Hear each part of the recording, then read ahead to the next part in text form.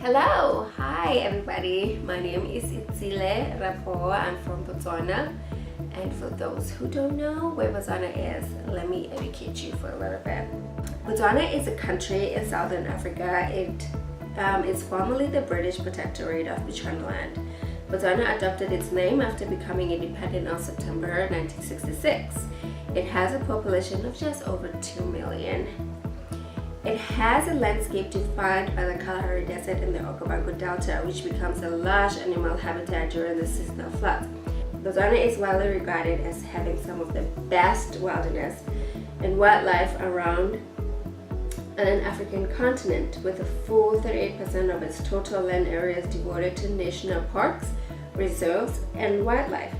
Experience here the beauty of the world's largest intact inland delta, the Okavango, the unimaginable vastness of the world's second largest game reserve. So I invited a couple of Botswana to come, in my backyard, just talking about 2016. We were turning 50. It was a celebration. We celebrated with other Botswana. This video's purpose is really to create conversation, talk about issues that we as the youth face, talk about things that we think we need as a society to grow. The ministers and the councillors that we put in power should know, we should raise our voices, they should know exactly what their communities need. And that's where we will see a country that is moving forward.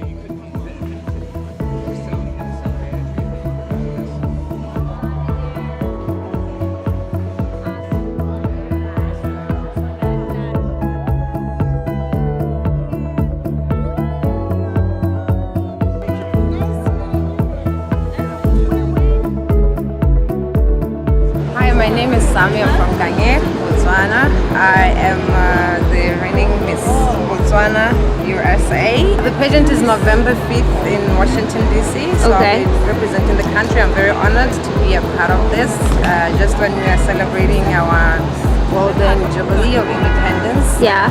So I came up with this, as you see everybody behind us. Yeah. I called it Fly Thy Flag. I feel like when we go outside the country sometimes we forget about ourselves, who we are. So I came up with this international community group and I called it Fly Thy Flag. What it does is just to connect people together from a grassroots level and get everybody to be proud of who they are and where they come from, and just fly their country flags while at the same time learning about other people's cultures. It's just like the last event of the summer and we're just hanging out and flying our country flags. Hey, come here. Yeah, so we have a man here with a flag, a flag, so we'll be flying it over the bridge. The Brooklyn Bridge? Yes, the Brooklyn Bridge Park until the other end, and then we can get hang in the Brooklyn Bridge Park. Awesome! Yes. Pula!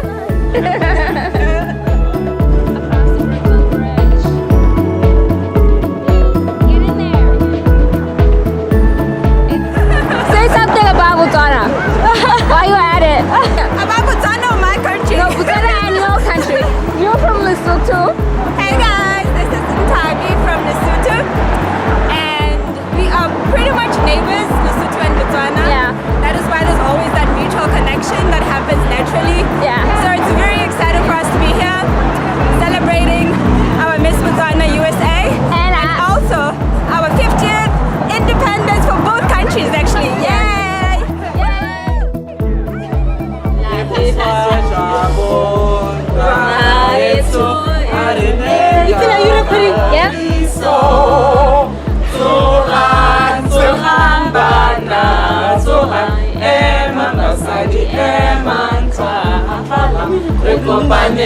I know, right?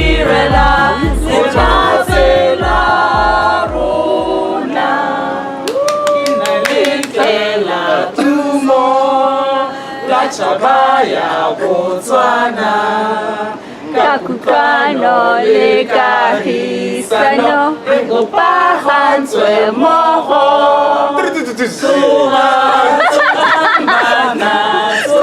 Ema basadi ema nkala le kopane le go direla lefatshe la rona.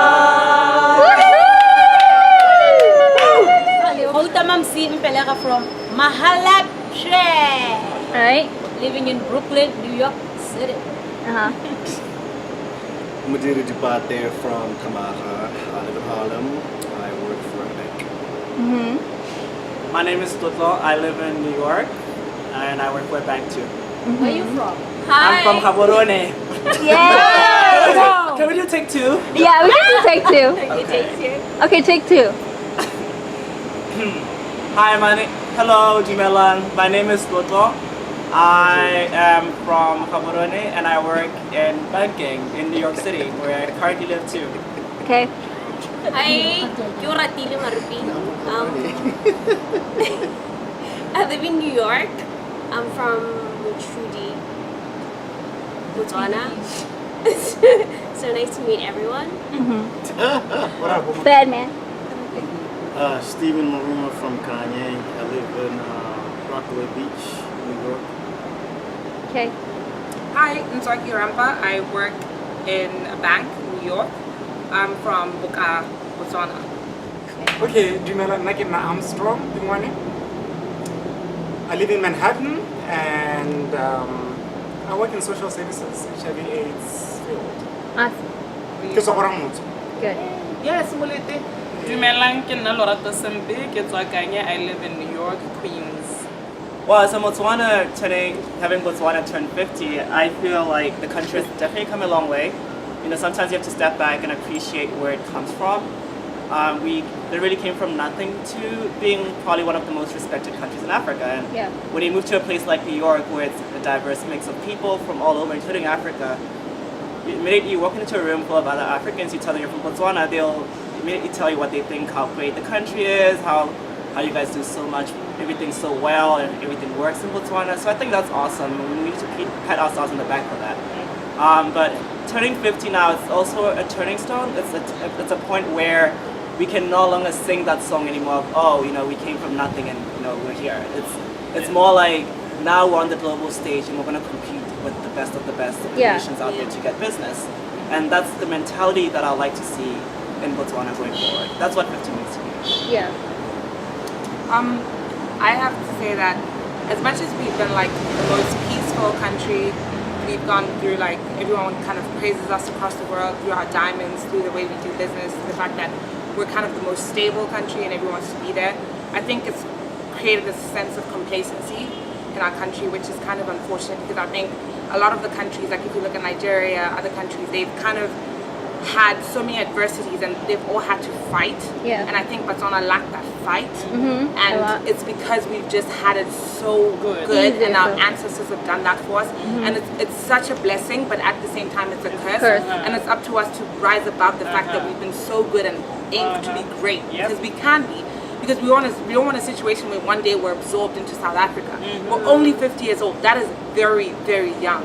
And so we need to like rise above that complacency, and that's where I think Botswana needs to be focusing on.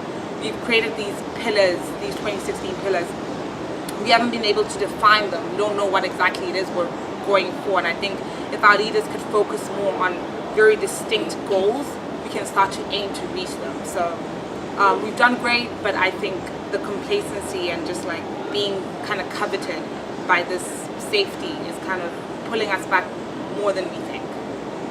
Alright, I'll take one of the pillars, which is we wanted to have an educated and informed nation. And I see a lot of unemployment and a lot of educated people. So what do you guys think about that? What do you feel about that? I think what needs to happen is the education system needs to change. A lot of focus in Botswana has been around the government. The government has been the one that's providing the employment, and you know, at some point we're going to run out of diamonds.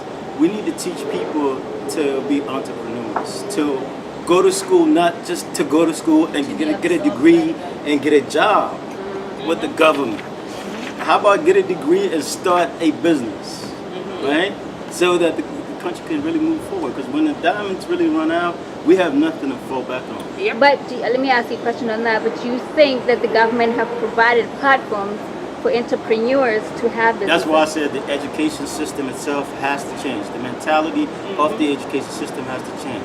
When you have, you know, since we're in America, let's talk about America, so what they do to dominate the world. You have companies like Facebook. Okay? You got Facebook, Google, Yahoo, Microsoft, Apple. You know, these companies were created by people. The mindset of the Americans is that in order to really make it, you have to have a business and a successful business up there, right? So we need to kind of try to infuse that into our children, that a really successful person is somebody who actually starts a business, not somebody who's working for the government. That, you know, the Botswana government has done so much to give people, you know, free education, free medical care, free whatnot. But, you know, I don't think that they support young business owners. I don't think they push the youth to start their own businesses. Like they do not support local farmers in Botswana. And I know this because my father is a farmer, you know what I'm saying? And he has to fight to just sell like vegetables and fruits. Like he has to go to every single, I mean, he's successful now, great, but he's just never been able to get that big tender from the government that white, like an uneducated 25-year-old white farmer can get from KwaZulu-Natal. He just, like when I was flying to Botswana recently, I was sitting next to this guy, you know, Luguru, you know, 25, entitled, his family is rich or whatnot, and he was just saying, I was like, oh, what are you going to do in Botswana? He's like, well, I have a meeting with the Minister of Agriculture. And I'm like, oh, what's this meeting about? He's like, oh, you know, they want us to provide them with vegetables and fruits for all the big supermarkets here and all the local schools, and you know, and I'm like, wow. But there are farmers in Botswana who could do that. You know, and it's 100%, yeah. it is just so frustrating. It is so sad to see it because I don't think Botswana does enough to support its own. So to me, it's more frustrating to see people come from outside the country to gain and make so much money. Do you think that because when the government is not giving Botswana a chance to be entrepreneurs and stuff, and they're giving the tenders to foreigners, do you think it's because Botswana are not really a working class go-getters? That might have something to do with it. Yeah. But there are Botswana out there who are you know, working their asses off. Do you know what I mean? There are a lot of hard-working Botswana, but they're just not given an opportunity. So it's just a matter of identifying who those individuals are and just give them a chance. I think that's really, you know, what is the problem. Yeah. Another thing is like these things, like this tenders, they'll go on the newspapers just as a benefit of doubt. They're not there because people should actually apply to them. They'll be there for like 2 seconds to be like, oh, we advertise them. But like they've already given the big players they already know who they have. They've already given them, they've already handed them out. Like they put it on just to say, oh, as a government, we're democratic. We are giving people chances. But are they truly giving people chances? Because there are people who do exactly what you described, but they don't even know about a job till it's actually been done. And being like, I could do that.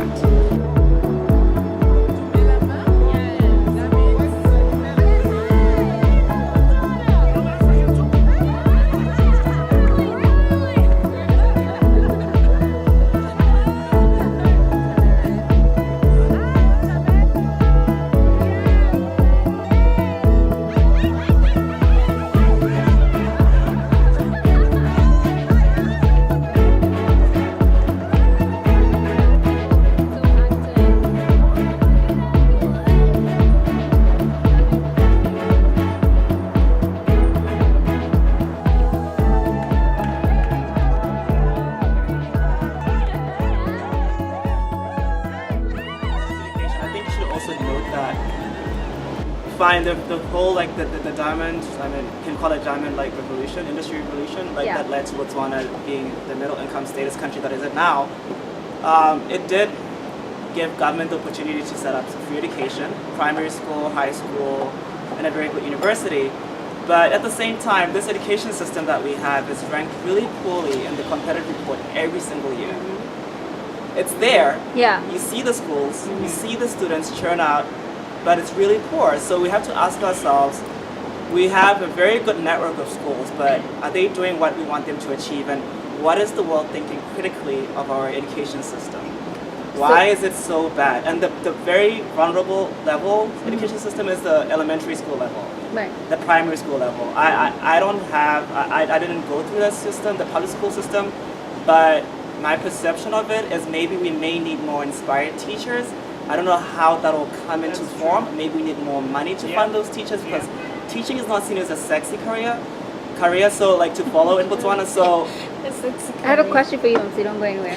so it's it's what comes first, the you know. There's a teacher. We have a teacher on the panel. Do you have Yeah, we have a Yeah, teacher in so- the panel. That's why I want to go to Yeah, her. so why is Botswana's education always ranked low, and how does it compare to others in our region? Right. Our regional players are beating us to it. Yeah. And elementary level education is the most important. Then it shapes the kind of high school students you're going to have, who are going to be innovative as early as from 2, from 3, and they're going to say, you know what, I don't probably even need to go to university. I have an idea about business. I just Exactly. need to find and have my parents trust me and family invest in me, and I'm going to start this business. That's what leads to innovation. If that's not, if we don't have that firm group foundation, you're just going to have the same students generation after generation. Go to school, get an A in maths, get an A in English, go to university, Get an A do in public science. administration, get a job in government, have babies, retire. Yeah. And Basically. that's where we are as a country. That's why I feel like we have Leia, we have Innovation Hub coming up. We have these great things that the government and country do, but it's really just catch up. Yeah. They're catching my generation. Like, whoa, what just happened? We need to create jobs all of a sudden. I thought I'm gonna be set. Where do I Right. start? You know, it's unawares, and they're putting these institutions that are trying to address entrepreneurship in Botswana. The reason why it's not catching on as fast as like our competitors are is because we're really just caught unaware. Yeah. Mom, since you were a teacher, and would you say that you, as a teacher, you being amongst other teachers, you guys nurtured and supported and, informed students in life issues? I mean, we try. Teachers are very, very a demoralized community. That's our way to say it. I don't think the government is working really hand in hand with teachers to listen to what they have to say. Yeah. We do have experience. We are on the grounds from day one up until the students graduate. Yeah. And we see a lot of things. And if the government can just come to a point where she listens to the teachers, what we have to say and what we need, then I can say we can start from somewhere. But what do you think is like the main issue that you teachers face every day with the government? Like, what is it that you guys are voicing so much all the time and And it's this not is being public heard? school teachers you're talking about. Yeah, probably. This is public school teachers. Yeah. The services, ditlamelo hela tsa mo dikolong, like they are very low.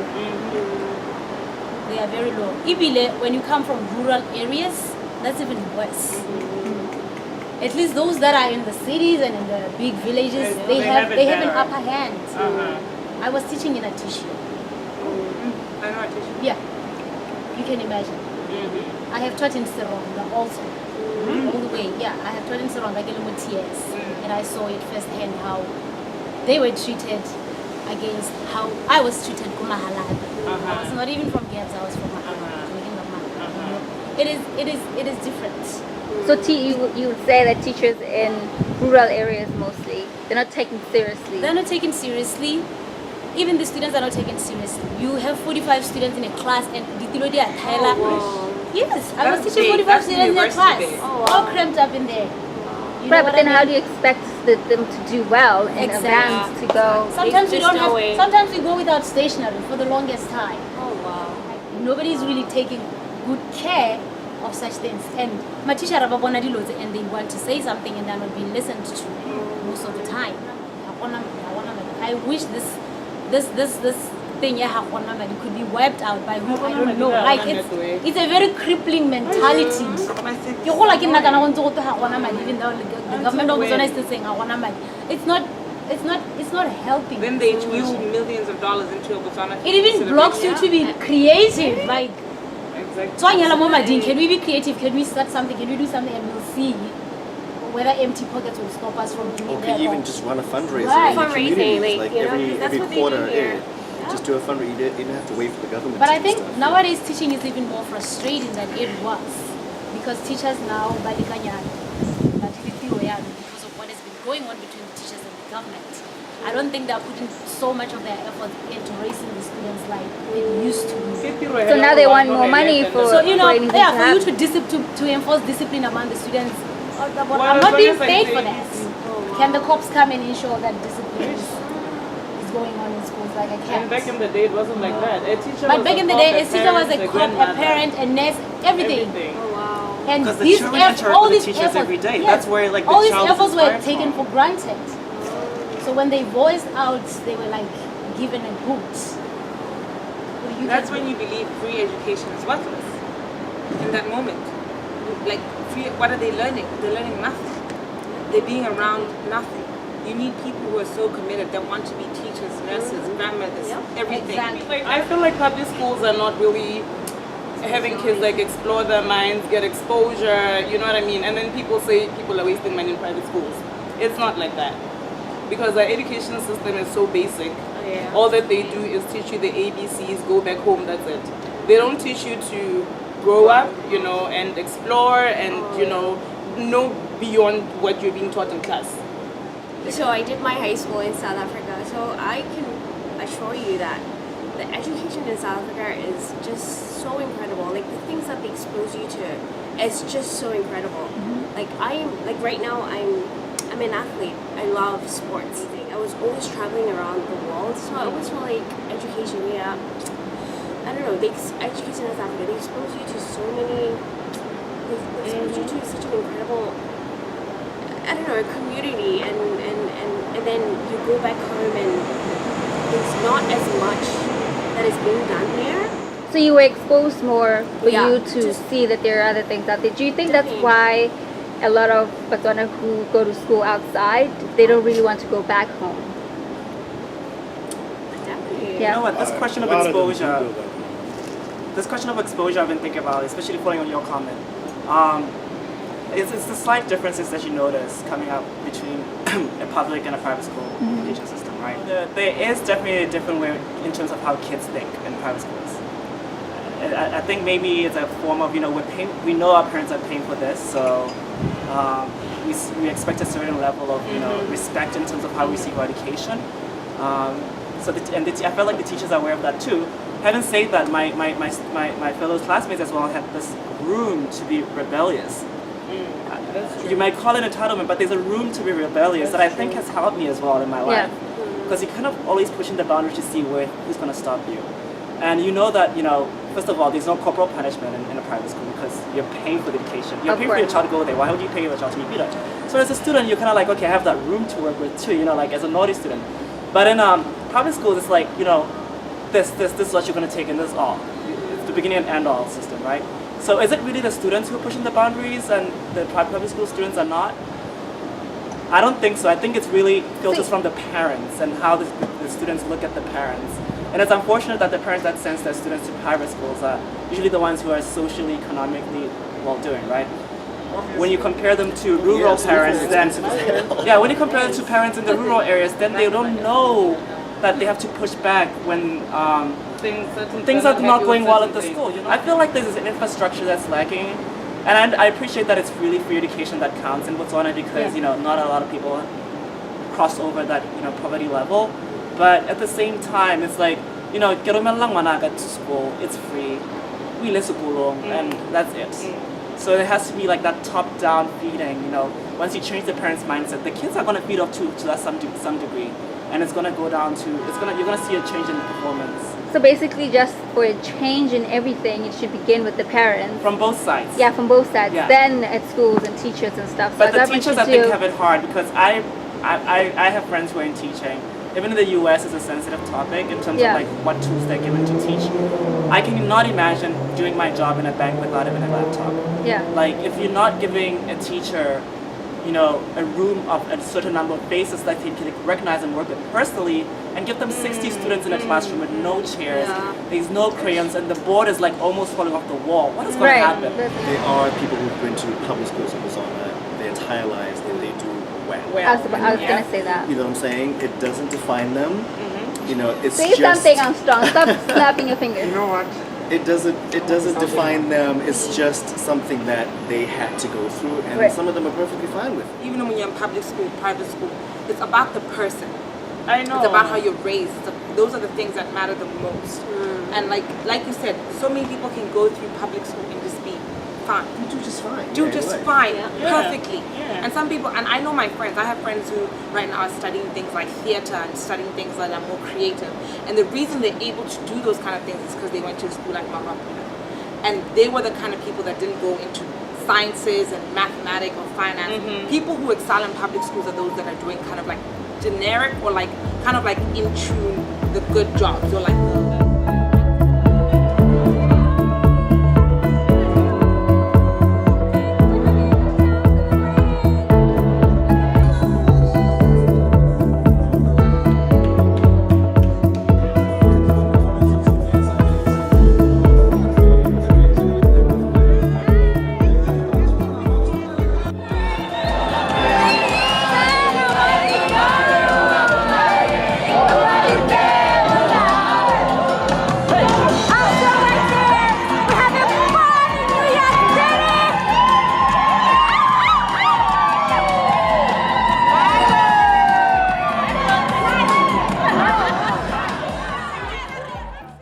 I'll start with you as a teacher. Seeing a kid who's excels so much in drama, in theater, and just anything creative, do you nurture that talent, or you tell them concentrate on your academics and pass your mathematics and your sciences and your English? You're gonna be strategic. You want to go to university, concentrate on mathematics and English. Otherwise, you're gonna fail, and the society. The society is gonna The math that you don't need at the end of spit the you day. out. What? You understand? That was my frustration as a teacher. There were kids who were like very athletic, who were so good, but they couldn't get anything. They were academically challenged. Yes. And they are intelligent in their own. And the people that can You make know, 25,000 they can be in a exactly. month, So better like, than when I with that degree and that right, doctorate. like coming to New York, and then I saw how the arts are treated in New York. I felt in my heart, I'm like, oh my God, I wish that our education system could embrace this in the curriculum. Like the arts could be given a better platform. I'm a proud public education yeah. product. So proud. I wouldn't be here if I wasn't. It wasn't because of my education system. Botswana's education system is good compared to a lot of the shit we see around the world. Yeah. But and whether it's public or private, the bottom line is really the policies that exist, like you said earlier on. It's really the policies to encourage entrepreneurship, innovation. Yeah. We don't have that. You can talk about your experiences being from a public school, private school, this is what I experienced. That is irrelevant. Right. What we need a paradigm shift in terms of how, education gets given to our people. Right. And the other thing is culture. It's interconnected. It is. This is how we view the world, and you're not going to blame me for choosing mathematics over theater. Yeah, you can go to a private school. You have that privilege to do that, but majority of students, majority of graduates at high school are from public schools. The society, they dominate the discourse. Right. Yeah, the minority from private, they can do whatever they want and go to the world, whatever. What matters is the private education system, the public education system. But the bottom line is really the policies. Let us talk about the education system Let in us talk general. about what can be changed. What really matters is the mentality and the education system itself. Does it encourage people to get out there and be entrepreneurs? Now, you guys can criticize the math and science. Math and science drive a lot of stuff. We're not criticizing. We're just saying because others when you're could also talking be about given a math chance. and science, I just talked about Google, Apple, all that stuff. That's all math and science. That's programming. So it really doesn't matter in that type of sense. It's just what you instill in the heads of children. What they grow up seeing, what they grow up hearing, is what's going to stick in their heads, right? So, it's really going to change somewhere in the education system to try and encourage people to be entrepreneurs. And that's why I'm still sticking with, I think elementary level education is rather more important, because it doesn't, you might look at it from a high level and say we're both, public and private products. It's really about what you do with that. I don't think that's entirely true. You can be I can be given the same tools as you are right on the table, and we're both going to perceive them differently based on what our fundamental way of thinking are, which are instilled in us from elementary school. At what level is a guy in public school exposed to computers and IT? At what level? Like, these are things you need to ask for. Like, if you have a 6-year-old, do they have an IT class? Because this is where the world is going. This is the kind of jobs that are going to be waiting for them in the future. So they're going to be able to innovate and create things. We're in the 4th industrial revolution. Does the average Botswana even understand that? Probably no. Because why? You might think it's 2 different education systems in the public and private school, but you throw words in their face, you throw things, you say this is what's happening on TV. Exactly. We perceive them differently because of the backgrounds we're from. And there shouldn't be too much obstacles for people in public schools. And I think it's unfair. And I will always criticize it until I'm satisfied as a Botswana. As long as that's my taxes being paid, like, I think there's still more to be done. I know people have come out of public schools and done really well. GSS has a high roster of like alumni that have done amazing things. But it's kind of like Russian roulette. It's kind of like gambling. You throw 10,000 people in a system, 300 are going to be amazing. Yeah. Why not go for higher yields? So what I think needs to happen is they need to have computers in primary schools. Oh yeah. All of them. And then have the internet. You know, teach these kids how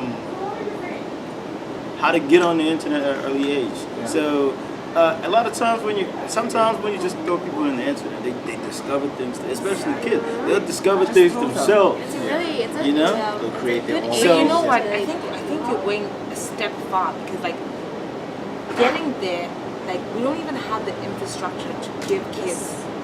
Because we haven't focused computers. That's why we're talking about, like, saying that that's what needs to be done. Like, listen, right now, like in 1st grade, like in other schools, in Success Academy, schools that are in New York, kids at first grade, they already have computers. Like, that's the way the US is set up. We're talking. No. You just talked about disruption. It's the first step. There was an initiative to put computers in CJSS. Probably 10 years ago when I was too young. Why not push it further now? Yeah. Now. That's a sign to me that there's potential. I hear you, and I hear you 100%. But like, we don't even have internet that works sufficiently to come and literally power all the schools in Botswana. There's no incentive for the stakeholders with power to improve the internet. That's where we need to. That's where we need to be. So if we raise education as an important point, then we'll push it. How long has education been very important in Botswana? It's one of our pillars, has it not? I think it's really pathetic right now. It is, but they've made it seem like it's very important. Have they not? Every single time I hear anyone say anything, it's about education. Is it not? I always hear something about education. It's pathetic, but we are among the best in Africa. We're not the best. Well. No, I'm telling you, should check out the competitive report. I'm not saying we are the best. We are amongst the best, comparable to what other countries are experiencing, including the United States. And we're talking about implementation. All these things, I'll always go back to that. It starts with policy. Nothing can happen on the ground if those politicians and lobbyists who make and that's right now I think that's the point though. That's what we're trying to drill. Is the politicians need to change the policy. And change the whole. Politicians need to change. Solution number one: let's get rid of VP, take them out of power, get some new energy, get UDC up in the bit. You know, up in Parliament. You know what I'm saying? We have younger people in power. You know, so we have new energy, new ideas. I don't like change so bad, but that new energy. In whatever way it's gonna come. Even change is fine. The old people. I want the status quo broken. Like that's it. Other presidents were removed from parliament for getting placards saying. You know what I'm saying? So the one person who actually challenged the status quo, challenged the government. Is it really a democracy? Is it really a democracy? Right, I was going to say that. We're really a democratic nation if that happened. Those kids who were beaten at the parliament for voicing out their unemployment issues. Because it's one of the pillars of a democratic and accountable nation. It's one of it.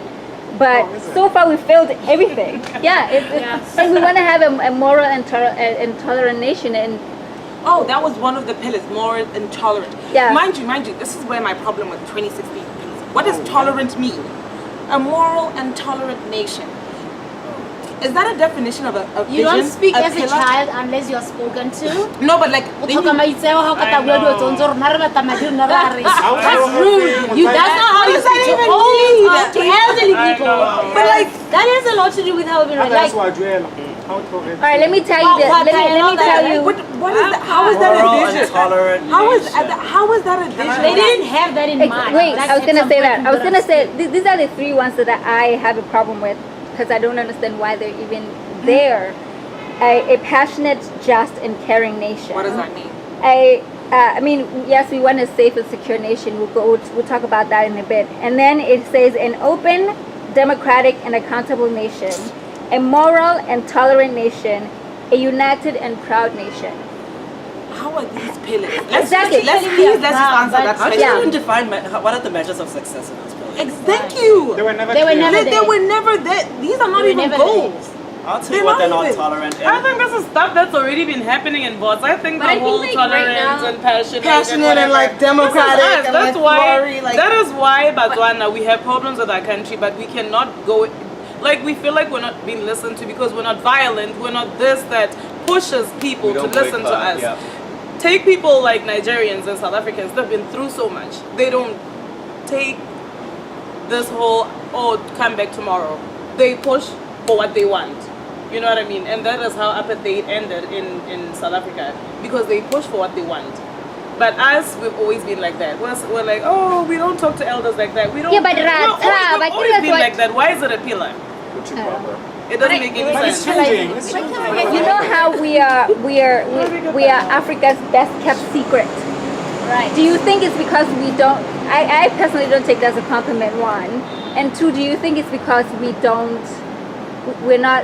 speak our issues out for everybody else? to Rita know? Sipiri. Botswana's got this Botswana's holding on to that image so badly. Yeah. Like we're the That's most not a compliment. we're the most stable country in the continent. Exactly. We're the most peaceful one in the continent. So they don't want anything to interfere with that image of us being stable and quiet and peaceful and developing at a great rate or whatever it is.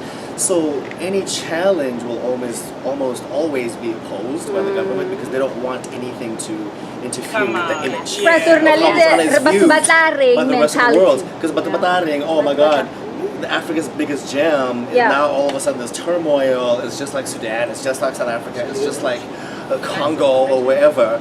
You know what I mean? Whereas I would rather have a little bit of drama and at least things move forward Right. instead of having an image where we're supposed to be so perfect when we're really not.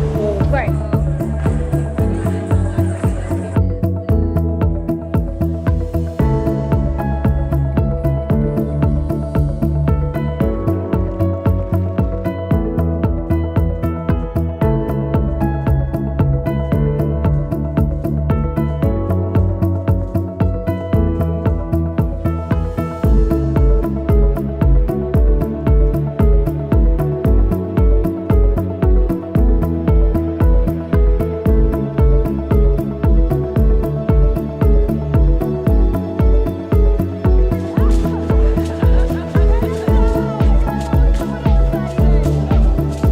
Even just about all these like malnutrition, even just like HIV and cancer.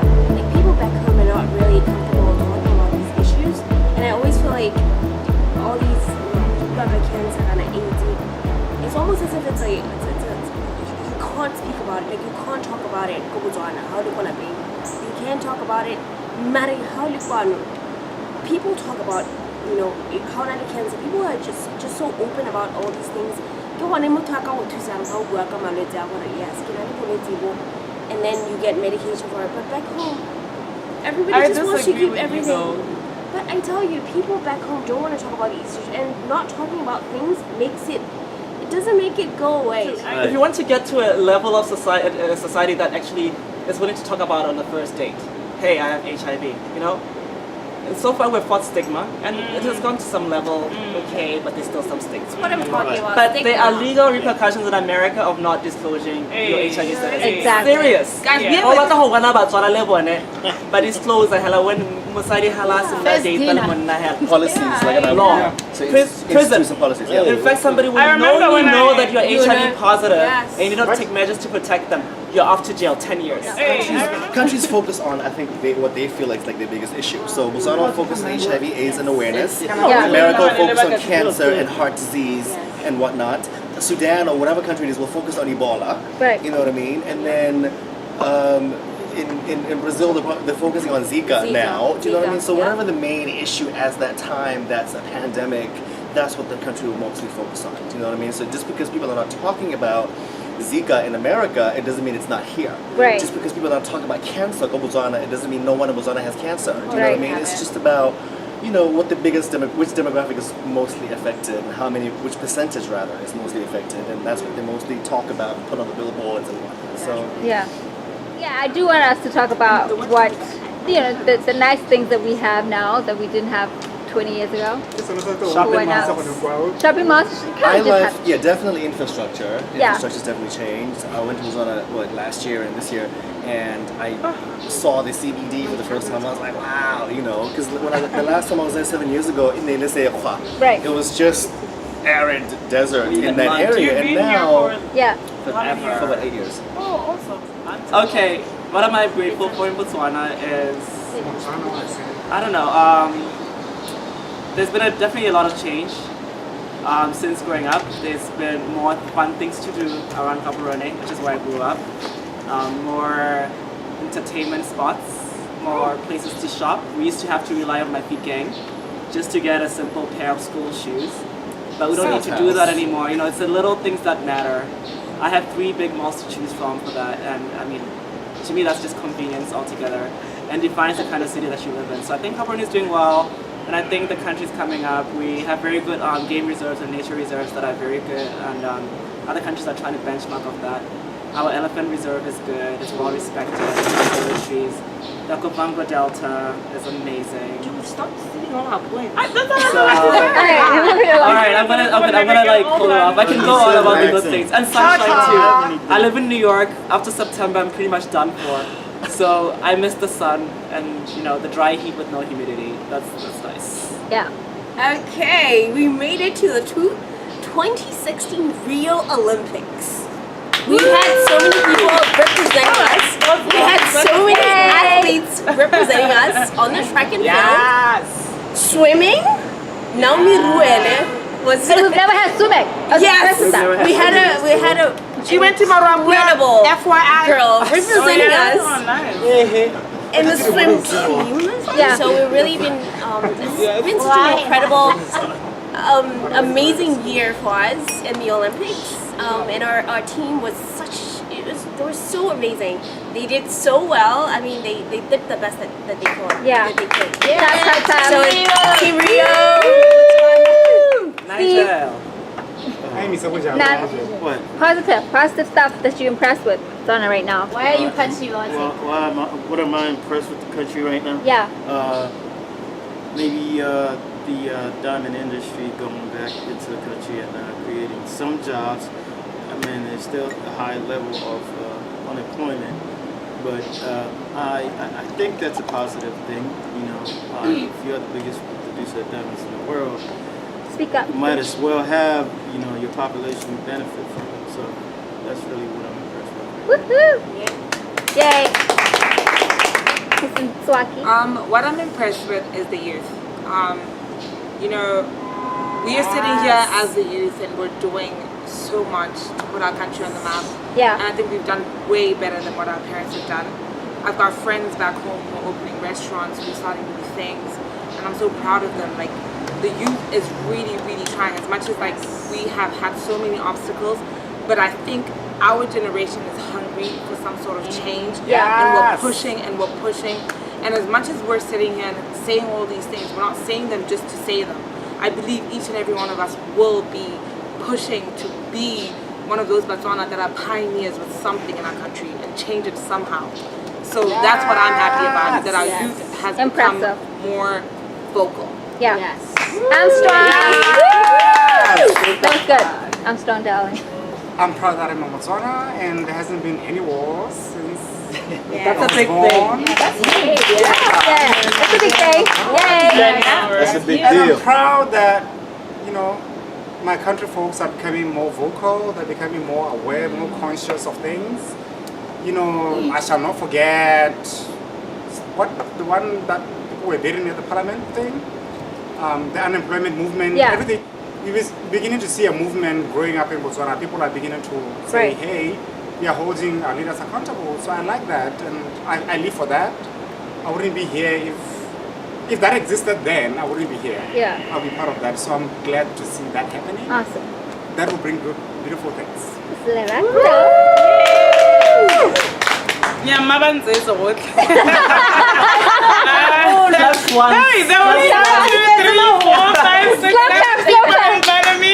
But anyway, if there's one thing I'm gonna be, if there's one thing that I would like to comment on, I really love dressing up. I like the makeup game. I like everything. Yeah. You know, everybody has their own passion. When I thought all the points were done, she talked about the Olympics because she's a sporty girl. Yeah. You know what I mean? And I'm just very proud of our fashion industry back home. Yeah. Wait, so we have people like Botswana. I don't know how to pronounce her name, Dikobe, or is it Dikobe? But you know, girls like that, like they're appearing on the BBC, on South African magazines. Yeah, Yes, I know. My girl. I know, me too. Stop taking my girls. Okay. So yeah, we have Botswana, they're making stuff Jewelry. like handmade stuff. Like it's just so awesome. We don't open magazines nowadays. Those Bona magazines and stuff. Eccentric style. South Africa, we actually we have people back home that are like stylists. They're doing this, they're doing that. They're recognized internationally back home. So I'm like so happy about that. I'm very thankful that I was strategically placed in that country of Botswana. One time I went to the diamond industry in 57, 59? Yeah, okay, move just on. to check, I was with you, just to check the diamonds. Just to check the diamonds. And we asked, well, let me get into it. Man, I saw that thing shining. I shined back at it and I'm like, girl, we made it. It was such an awesome feeling, like to see diamond from Botswana. I know, it was really good. I know. I mean, how about yourself? I've never felt so proud. Like I did shed a tear, I'm telling you. I saw those diamonds shining from my country. It's I was so like, nice to. I told the guy like I'm from where they are from. Oh wow. It's like when I saw me and them come from the same soil. I was just about to say that. You know, it's so awesome. Like yeah, I was like me and them Shout from the same out soil. to Carol there, girl. We love you. We see you everywhere in the malls, in Sephora, in CVS, in DC, in every single mall. In Marshall. You walk around, you're like, oh, there's a Botswana girl. There's a diamond it's right there. there. Yeah, that was the feeling that I had, and I'm also proud that I'm proud of the opposition in my country. We are rising. It's so It's rising up. We need action, man. We need action. We need something. It's not a one shoe fits all type of thing anymore. You know what I mean? No. And I'm proud of that we've come a long way. And consciousness. Okay, what else? I respect and I'm thankful for the Botswana Democratic Party. It's been great. But no, they've done by good. Alright. And then one last thing. Okay. I think one thing that's still keeping I think one thing that is still keeping us together as Botswana, our traditional dance.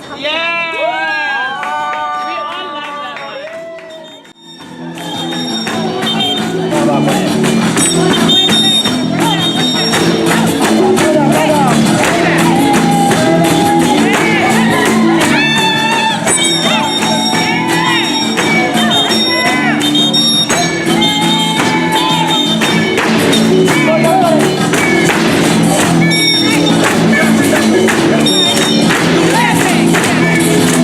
Let's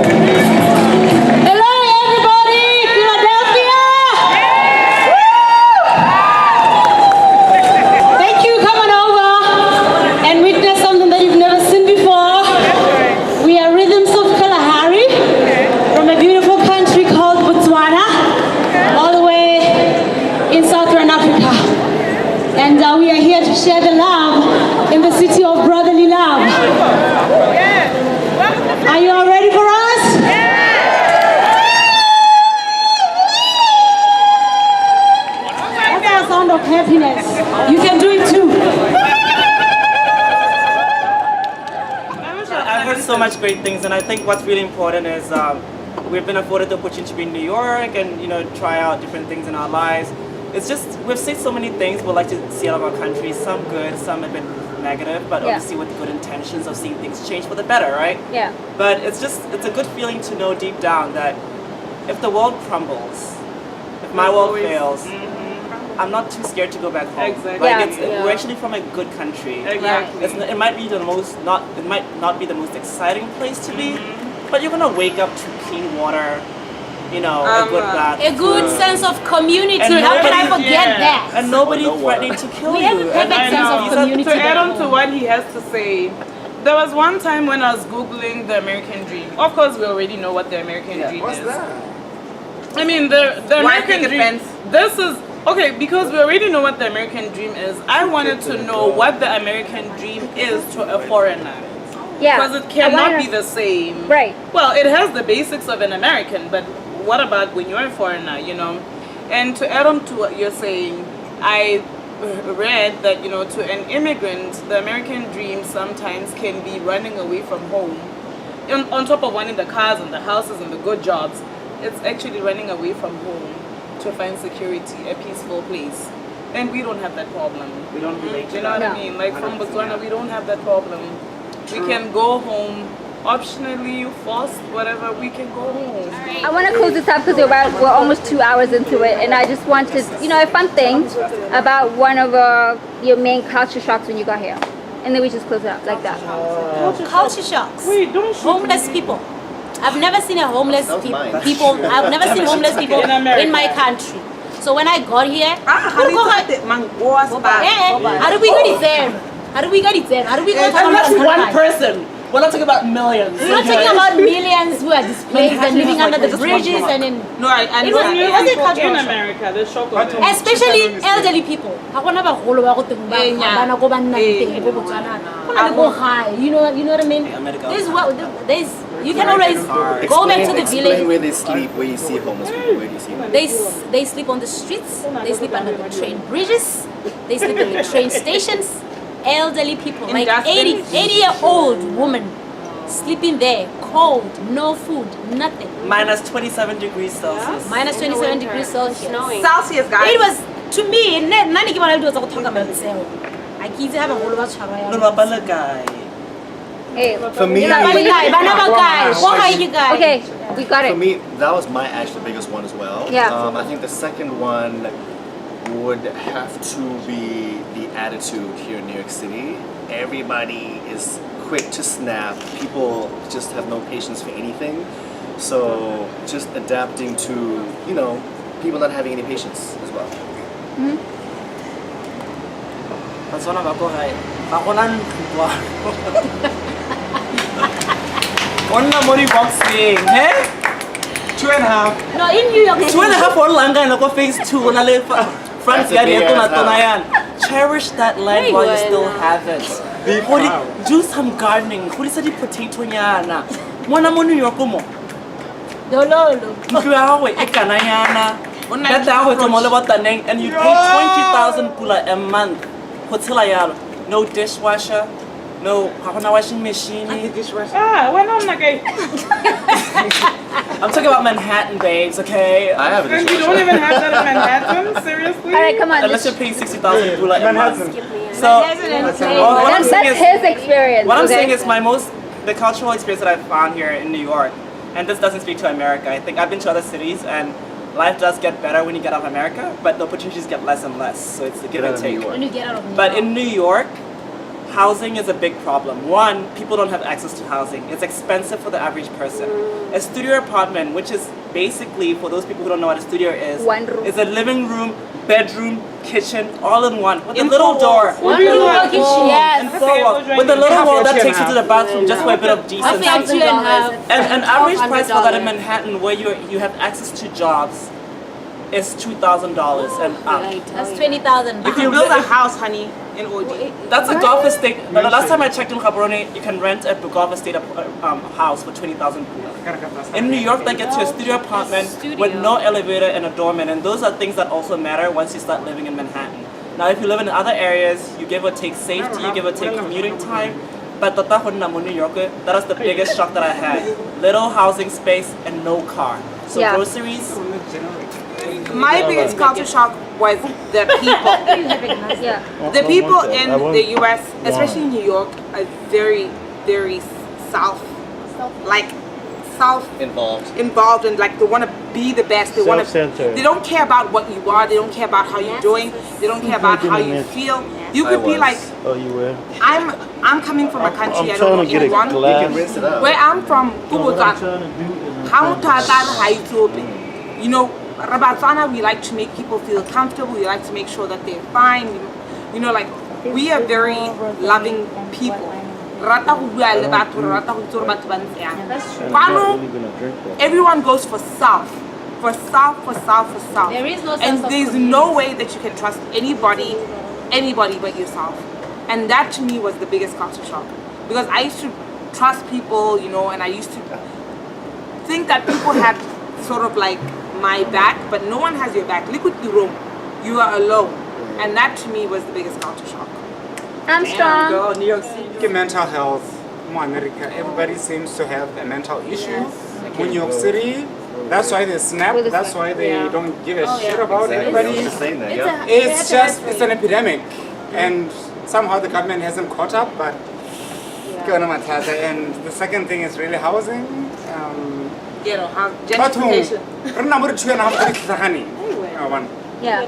So a lot of money, and it's they're kicking us out of New York City. You know, ordinary, whatever class you wanna call it, working people. That was a shock for me. Right.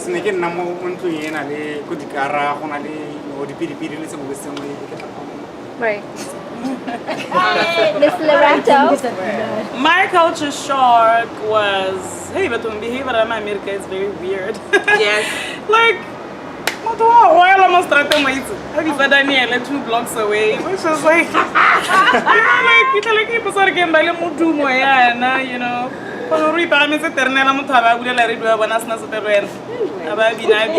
Things like that, like, I was just like, really? And it's not even New York. You know, when I first came to America, I was not living here, but I used to visit, you know, my sister. The first time I ever came here was 8 years ago, and it wasn't New York like that because my sister was living in Philly. We tell a couple of man the sex life in the train, and I'm like, like my America, you know, panza. But I was wondering, you know, but I think it's so much fun. Like, And then they just want what they want when they want it. Yeah. That's it. They want what they want when That they was want my it. problem. It's like, I mean, sometimes, you know, growing up in Botswana, you don't talk about certain things. You in the bedroom, you don't talk in a certain way. But like what? An African American girl to nigga, I told you do this. I told you put it. Get it.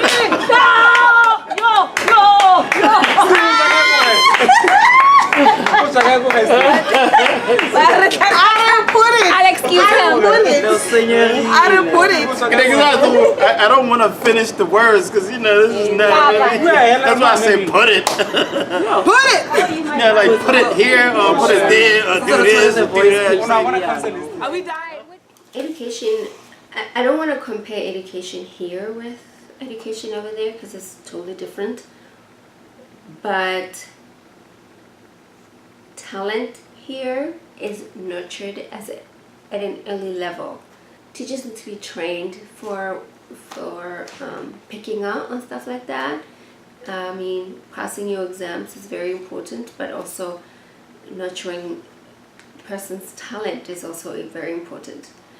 Parents, I urge you, like if your kid is a painter, is a singer, is a poet, you know, an artist, encourage that. Don't discourage it, encourage it. Botswana tourism, gosh, where do I start with you guys? I've had conversations with you guys a lot. You need an office here, I promise you. You also need to use the arts as your main attraction for your country, for the country. There's so many talented people in Botswana that people want to see.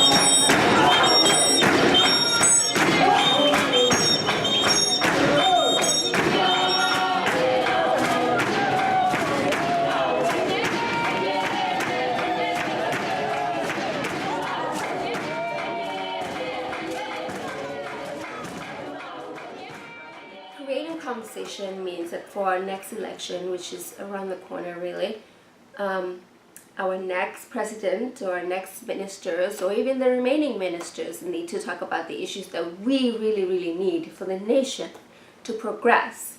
You can't have a nation that is educated and innovated if you don't have policies that help do that. We need to talk, we need to create conversation, we need to raise our voices, we need to raise our concerns, our expectations. We put people in power to be our voices, and they need to hear our voices. So we need to speak up. Our representatives, the councillors, the ministers, even our president can listen to us, and policies that are put in place for the next 50 will reflect exactly what the nation really needs to move forward and progress. Hopefully our representatives will not take offense to this, and they will listen to what the nation really needs. I urge that. I encourage that very much. And I'm on Facebook, I'm on Instagram if you want to talk more. And thank you very much for everybody who participated in this video.